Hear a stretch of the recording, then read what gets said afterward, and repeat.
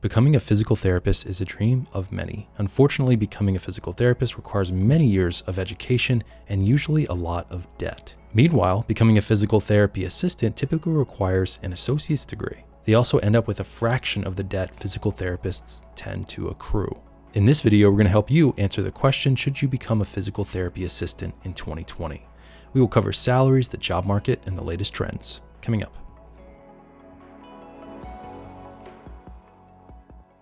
Hey guys and girls, Stephen Hack here with Career Watch, where we help you with your career search. If you end up enjoying the video, hit that thumbs up to support the channel.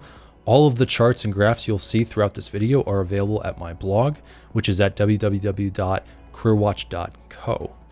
Feel free to use them however you please. First, let's go over what kind of people actually become physical therapy assistants. One of the best ways to determine if an occupation is for you is to figure out your Holland codes. You can do this by taking the Strong Interest Inventory or a similar RIASEC assessment. There's a free one that I linked in the description below, so highly recommend that everyone should figure out what their interests are, and this is a great assessment to do that. There are 6 different occupational themes with the Holland codes. Physical therapy assistants score really high on the social and realistic occupational themes. People that score high on the social theme tend to describe themselves as helpful, cooperative, patient, and cheerful. They are motivated by helping other people, instructing other people, and empowering other people. People that score high on the realistic theme tend to describe themselves as reliable, practical, thrifty, cheerful, and patient. They are typically motivated by building, repairing, and actually being outdoors. So this kind of clues you into what kind of people actually become physical therapy assistants. Next, let's take a look at these salaries. This data is straight from the government. It doesn't include benefits, commissions. It only includes base salaries. So here's the average national pay over time. In 1999, the average base pay was recorded at $33,690. By 2019, this average base salary had risen to $58,520. So from 1999 to 2019, we have a total wage growth of $24,830, basically almost doubling.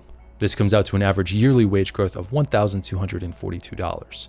So the estimated 2020 salary would be $59,672. So that is the average national base salary, but certain states actually tend to pay more than this. All the states in the dark blue pay way above the average national pay. Texas, California, and some of the states in the Northeast corridor tend to pay physical therapy assistants the most amount of money. The highest paying state is the Lone Star State, the state of Texas, where the average base pay for this occupation is $68,680. Here's how the 2019 pay breaks down using percentiles. Starting salary for a physical therapy assistant would be anywhere up to the 25th percentile. So the starting salary would be probably up to $47,000 per year, but on the lower end around $30,000 per year. The top 10% would have multiple years of experience or live in a really hot job market such as Texas or California. So the top 10% of physical therapy assistants start at around $81,000 and kind of go up from there.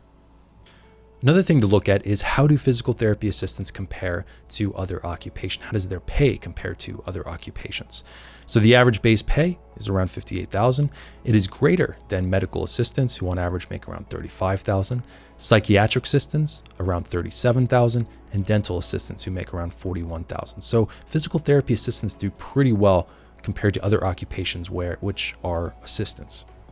But they are beat out by occupational therapy assistants, who make on average around $62,000 per year as a base salary. Also, physical therapists make a lot more. That makes a lot of sense. They have far more education. They have to go get a doctorate's degree.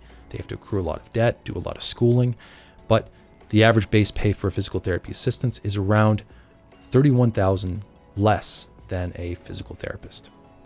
I also have a video on physical therapists. This is a great occupation if you can stomach going to school for that long, and if you can stomach possibly taking on some student loan debt.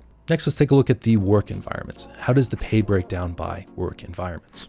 Nursing care facilities tend to pay physical therapy assistants the most, with an average base pay of around $67. Home healthcare services around $63. Healthcare offices around $58. Hospitals on average pay around $57, and physician offices tend to pay them the least, with the average base pay around $55,000 per year. So that's kind of a breakdown of the salaries across the country and looking at the salaries in a bunch of different ways. Next, let's take a look at the job market. And this is one of the biggest selling points of becoming a physical therapy assistant. This job is exploding, and which you'll see in a second. First off, the government is predicting a 27% increase in the number of jobs over the next 10 years. To put that into perspective, the average occupation is growing by 5%, and this occupation is growing by 27%. So there's going to be quite a need for physical therapy assistants over the next probably 10, 20, 30 years. And this is partially due to our aging population. More and more baby boomers are hitting that retirement age, and they want to be able to move. They want to be able to be mobile. So this is a great occupation for someone that wants to be able to live in a lot of different parts of the country. So there's going to be plenty of job opportunities for physical therapy assistants. One thing we don't know yet is how the coronavirus pandemic is affecting their employment. I don't think it'll affect too much, but that's just my prediction. We'll see next year when the data comes out if the current pandemic is affecting employment for physical therapy assistants. But I can show you their jobs over time. In 1999, there were about 48,000 employed physical therapy assistants.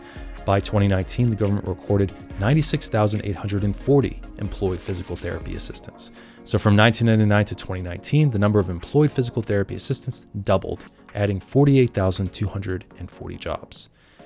Interestingly, the jobs are not evenly dispersed around the country. Certain states have far more jobs than others. Texas is popping up again, so not only is there a ton of jobs in Texas, Texas is also one of the highest paying states, is the highest paying state for physical therapy assistants.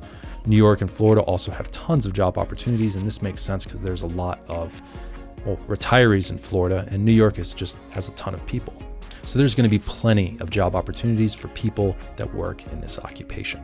So let's say you want to become a physical therapy assistant. What do you need to do? Every single state requires an associate's degree from an accredited program.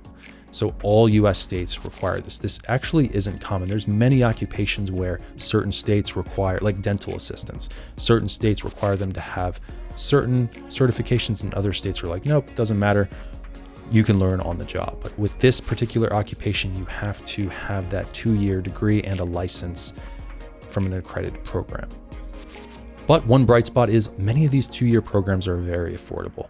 According to education.costhelper.com, the total cost ranges from $5,000 to $20,000, depending on whether the college is public, private, and what part of the country it's in. So the cost of getting into this occupation is relatively low, especially compared to other occupations, and especially compared to becoming an actual physical therapist. Just like every occupation, becoming a physical therapy assistant has its pros and cons. The cost of getting in is relatively low, especially compared to other occupations. It's especially low compared to trying to become a physical therapist, which requires a doctorate degree and lots of education and debt. This is a great occupation if you're interested in becoming a physical therapist, but you just want to dip your toe in the pool. You're not entirely sure the occupation is for you. Just go get a 2-year degree, try it out, see what it's like to work in this occupation, and then you can later become a physical therapist. Plenty of people do that. The job growth is amazing. There's going to be plenty of job opportunities over the next 10 years for this occupation, and it's relatively recession-proof. We're not entirely sure how the coronavirus pandemic is affecting employment for this occupation, but the Great Recession had no impact on the number of jobs for physical therapy assistants. So are you a physical therapy assistant? Let us know in the comments below whether you enjoy this occupation, whether you do not enjoy this occupation. Let us know in the comments below. Thank you so much for watching, and I will see you in the next video.